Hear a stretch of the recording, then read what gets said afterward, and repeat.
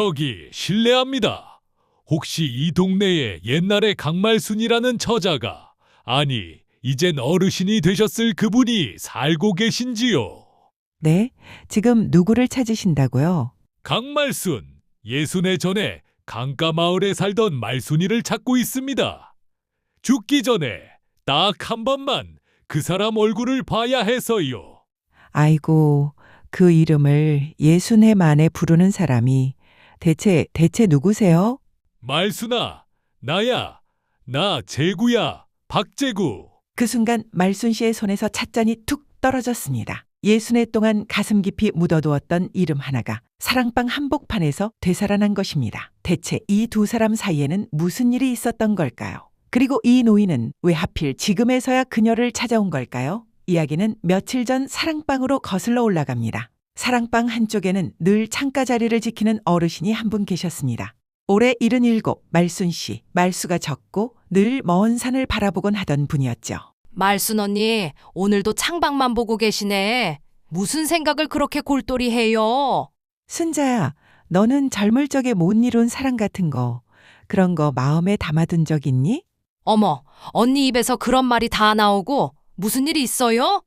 아니야, 그냥 이 나이가 되니 자꾸 젊을 적 그 강가가 눈에 밟히더라고. 이제 살 날도 얼마 안 남았다 싶으니까 자꾸 옛날로만 마음이 가. 언니, 젊을 적에 무슨 사연이 있었구나. 얼른 말해봐요. 궁금하게. 아이고, 다 부질없는 옛날 얘기지. 60해도 더 된 얘기를 이제 와서 뭘. 말순 씨는 그 말을 끝으로 다시 입을 닫았습니다. 사실 말순 씨는 20살에 시집을 가 60해를 부잣집 맏며느리로 살아온 분이었습니다. 남편은 무뚝뚝했지만 큰 흠은 없는 사람이었고 자식들도 남부럽지 않게 키워냈죠. 겉으로 보기엔 부족할 것 없는 삶이었습니다. 하지만 말순 씨의 가슴 한구석에는 60해가 지나도 아물지 않는 자리가 있었습니다. 늦은 밤 남편이 잠들면 말순 씨는 몰래 반짓고리를 열곤 했죠. 그 안에는 낡고 작은 나무새 한 마리가 들어 있었습니다. 재구야, 이 나무새를 나는 60해를 버리지 못했다. 너는 지금 어디서 어떻게 늙어가고 있을까? 남편이 세상을 떠나기 전 마지막으로 말순 씨의 손을 잡고 이런 말을 남겼습니다. 여보, 나는 알고 있었어. 당신 마음 한켠에 늘 다른 곳을 보는 자리가 있다는 걸. 미안하오. 내가 살아서 그걸 채워주지 못해서. 내가 없거든. 당신, 이제 당신 마음이 가는 대로 좀 살아요. 남편은 그 말을 남기고 눈을 감았습니다. 하지만 말순 씨는 그 말조차 죄스러워 마음을 열지 못했습니다. 이미 다 늙어버린 자신이 이제와 무엇을 바라겠느냐면서요. 그런데 바로 그 즈음 낯선 노인 한 분이 사랑방 문을 두드렸습니다. 저기 실례합니다. 혹시 이 동네에 옛날에 강말순이라는 처자가 살고 계신지요? 강말순? 아, 우리 말순 언니? 저기 창가에 계신 분인데 누구세요? 그렇게 60해의 세월을 건너 두 사람은 다시 마주섰습니다. 말순아, 나야. 나 재구야. 박재구. 재구라니. 정말 네가 재구란 말이냐? 이렇게 늙은 얼굴로. 그래. 나도 이제 80을 바라보는 늙은이가 됐지. 그래도 너를 알아보는 데는 한순간도 안 걸렸다. 사랑방 사람들은 영문도 모른 채 두 노인을 바라보았습니다. 그날 저녁 순자 씨는 말순 씨의 손을 가만히 잡았습니다. 언니, 저 어른 대체 누구예요? 언니가 이렇게 떠는 거 처음 봐요. 순자야, 저 사람이 내 첫사랑이야. 60해 전에 내가 두고 온 사람. 그리고 말순 씨는 60해 동안 아무에게도 하지 못했던 이야기를 꺼내기 시작했습니다. 때는 60해 전 강가 마을. 17 말순이와 19 재구는 강둑을 따라 함께 자란 사이였습니다. 두 사람이 처음 마음을 나눈 것은 여름 물놀이철이었죠. 그해 여름 물에 빠진 나를 건져준 게 재구였어. 그 뒤로 재구는 강둑을 지날 때마다 나한테 말을 걸었지. 말순아, 이건 내가 깎은 거야. 나무새에 너 닮아서 자꾸 웃는 것 같지 않니? 어머, 이걸 내가 깎았다고? 손재주가 참 좋구나, 재구야. 재구는 가난했지만 나무를 다루는 손재주 하나만은 마을에서 으뜸이었습니다. 나무 비녀며 작은 새며 제구가 깎아다 주는 것들이 말순의 방을 채워갔죠.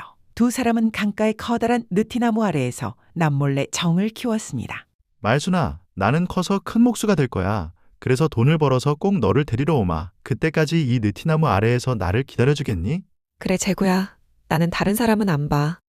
내가 올 때까지 100번이고 이 나무 아래에서 기다릴게. 약속의 증표로 이 느티나무에 우리 이름을 새겨두자.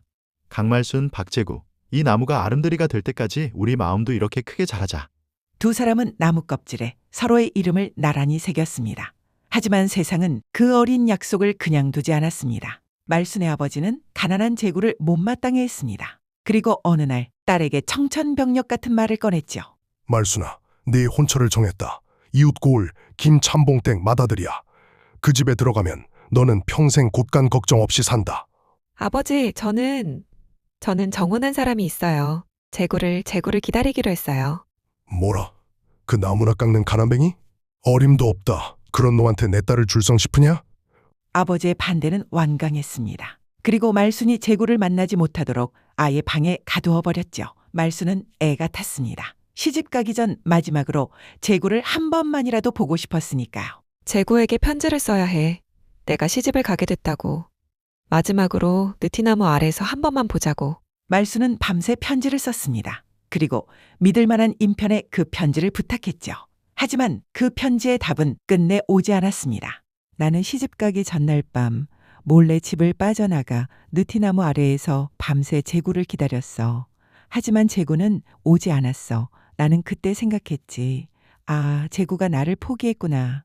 가난한 자기 처지가 미안해서 나를 놓아주는구나. 그렇게 말순은 재구가 자신을 버렸다고 믿은 채로 낯선 집으로 시집을 갔습니다. 그리고 60해가 흘렀습니다. 순자야, 나는 평생 그 사람을 원망하며 살았어.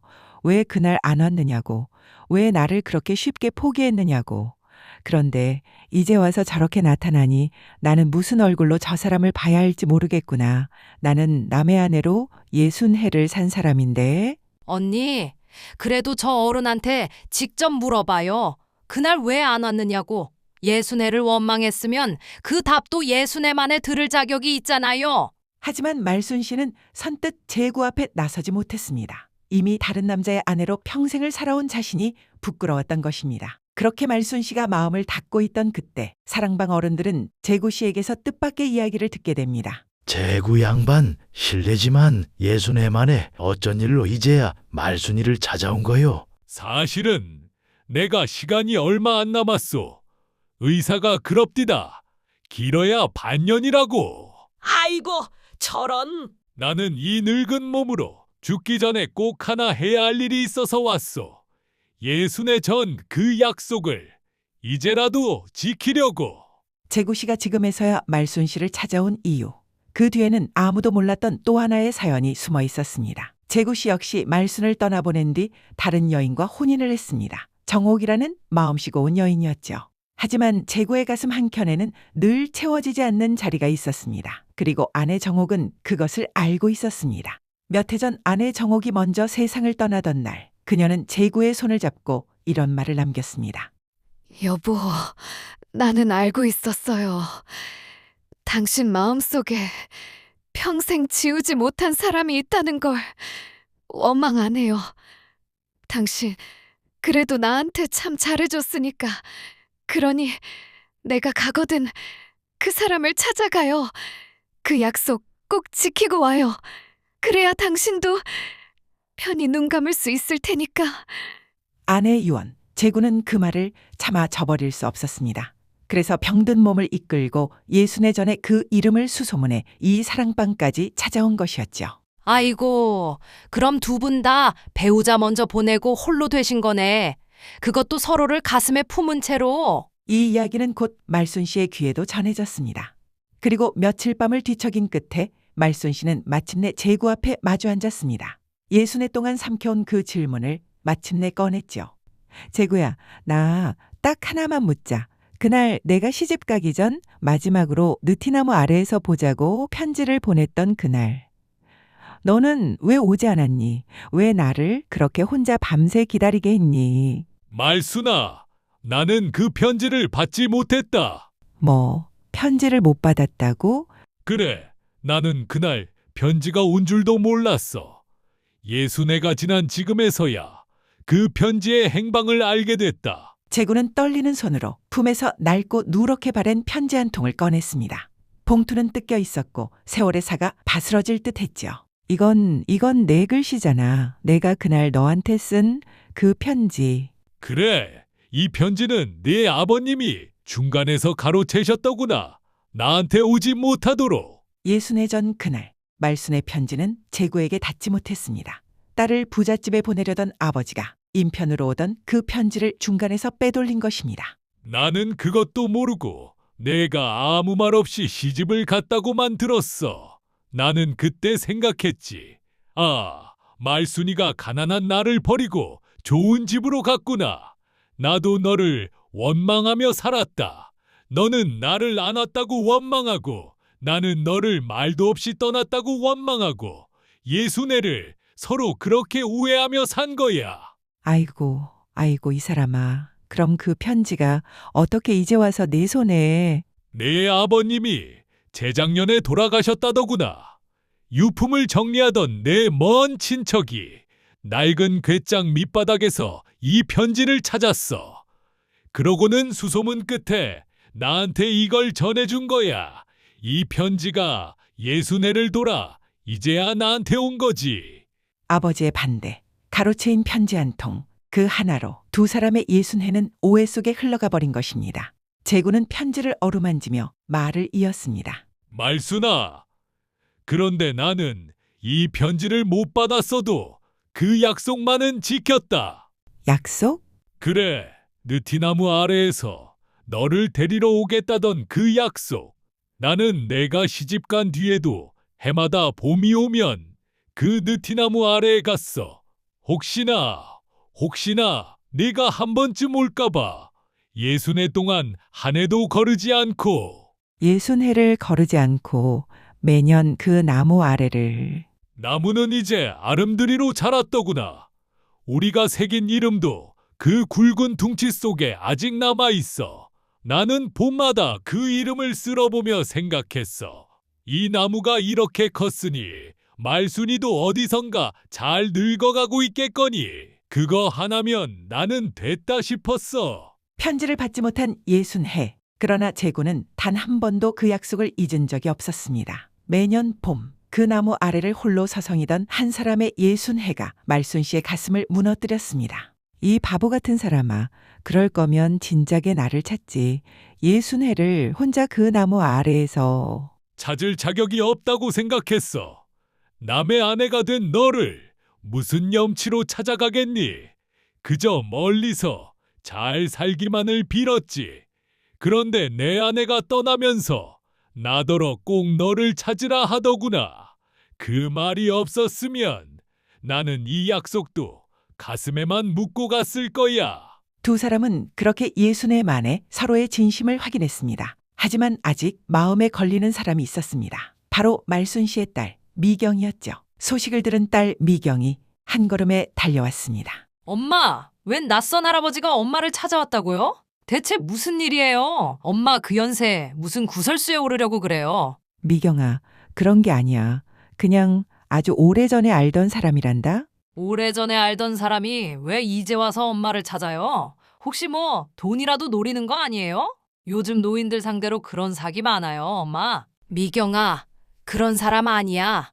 네 엄마가 예순애를 가슴에 묻고 살아온 사람인데 딸인 내가 그 마음을 좀 헤아려주면 안 되겠니? 딸 미경은 어머니의 마음을 쉬이 이해하지 못했습니다. 하지만 그날 밤 미경은 어머니와 제구 어른의 이야기를 문 밖에서 다 듣고 말았습니다. 어머니가 평생 가슴에 묻고 살아온 사연을 그제야 알게 된 것입니다. 엄마, 나는 몰랐어요. 엄마가 그런 아픔을 안고 사셨는지. 나는 그냥 엄마가 무슨 주책 없는 일에 휘말리는 줄로만 알고. 미경아, 괜찮다. 자식이 어미 속을 어찌 다 알겠니? 엄마, 아빠도 돌아가시기 전에 엄마한테 마음 가는 대로 살라고 하셨잖아요. 저 어르신, 예순애를 한결같이 그 약속 지킨 분이면 엄마, 이제 그 마음 편하게 받으셔도 돼요. 남은 시간이라도 두 분 웃으면서 보내세요. 딸의 그 한마디에 말순 씨는 오래 참았던 울음을 터뜨렸습니다. 예순애 동안 스스로를 묶어온 죄책감의 사슬이 그제야 풀린 것입니다. 그리고 며칠 뒤 사랑방 사람들은 두 노인을 위해 특별한 나들이를 준비했습니다. 바로 예순의 전 그 강가의 느티나무로 가는 길이었죠. 자, 말순 언니. 오늘은 내가 언니 머리 곱게 손봐줬으니까 예순의 전 그 처녀처럼 예쁘게 다녀와요. 언니, 이 옷도 입어봐. 내가 아껴둔 고운 저골인데 오늘 같은 날 입으라고 있는 거지 뭐. 차는 내가 준비했습니다. 자, 어르신들 편히 모시겠습니다. 허허, 제구 양반. 예순애를 기다렸으면 오늘은 좀 웃으시게. 그 나무가 자네들 다시 만나는 걸 얼마나 반기겠나. 사랑방 식구들의 정성 속에 두 노인은 예순의 전 그 강가로 향했습니다. 강물은 여전히 흐르고 있었고 그 자리엔 예순의 전보다 훨씬 크고 넉넉한 느티나무가 두 사람을 기다리고 있었습니다. 저기 우리 나무 저렇게 컸구나. 저 작던 나무가. 그래, 우리가 새긴 이름도 아직 저 안에 있어. 이리 와서 봐라, 말순아. 두 노인은 아름드리로 자란 느티나무의 둥치를 어루만졌습니다. 예순의 전 두 젊은이가 새겼던 이름 두 개가 세월에 흐릿해졌지만 여전히 나란히 남아 있었습니다. 강말순, 박재구, 정말 있네. 예순애가 지나도 그대로 여기 있었네. 말순아, 예순애 전 내가 여기서 너한테 한 약속 이제야 지키러 왔다. 늦어서 정말 미안하다. 아니야, 재구야. 하나도 안 늦었어. 이렇게 살아서 두 발로 이 나무 아래 다시 설 수 있는 것만으로 나는 충분해. 말순아, 나 남은 날이 많지 않다. 그래도 괜찮겠니? 이런 병든 늙은이 곁을 지켜주겠니? 재구야, 예순애를 못 봤는데 반년이 되수겠니? 단 하루를 같이 살아도 나는 내 곁에 있을란다. 이제부터는 이 나무 아래를 혼자 오지 마. 둘이 같이 오자. 봄마다 이 나무가 잎을 틔우는 걸 같이 보러 오자. 예순애를 돌아온 약속이 마침내 그 나무 아래에서 이루어졌습니다. 두 사람의 주름진 손이 예순애만에 다시 포개졌죠. 지켜보던 사랑방 식구들도 하나같이 눈시울을 붉혔습니다. 아이고, 세상에. 예순애를 저렇게 나는 못 참아. 눈물 나서. 언니, 이제라도 됐어요. 예순애를 돌아 결국 두 분이 다시 만났으니까요. 그 뒤로 두 노인은 남은 시간을 함께 보냈습니다. 재구 씨의 건강이 허락하는 날이면 두 사람은 손을 잡고 그 느티나무 아래를 찾았죠. 짧다면 짧은 시간이었지만 두 사람에게는 예순애의 그리움을 채우고도 남는 눈부신 나날이었습니다. 사람들은 흔히 사랑에는 때가 있다고 말합니다. 젊을 때 이루지 못하면 그걸로 끝이라고요. 하지만 말순 씨와 재구 씨는 예순애가 지나서도 그 사랑이 끝나지 않았음을 보여주었습니다. 오해로 잃어버린 세월은 길었지만 진심으로 지켜온 약속 하나는 그 긴 세월을 건너 끝내 두 사람을 다시 이어주었으니까요. 오늘 이 이야기를 듣는 여러분의 마음속에도 혹시 오래 묻어둔 약속 하나쯤 있으신가요?